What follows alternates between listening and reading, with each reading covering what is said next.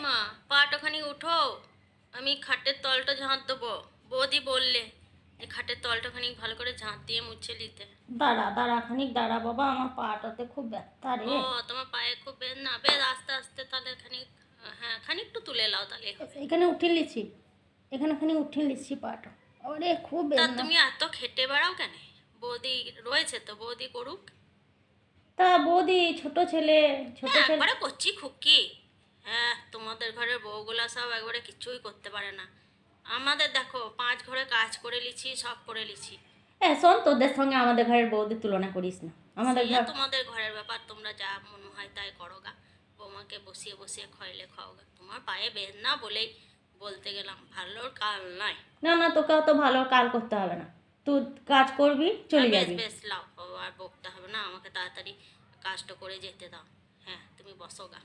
হুম, বেশ, তুই চলে যা।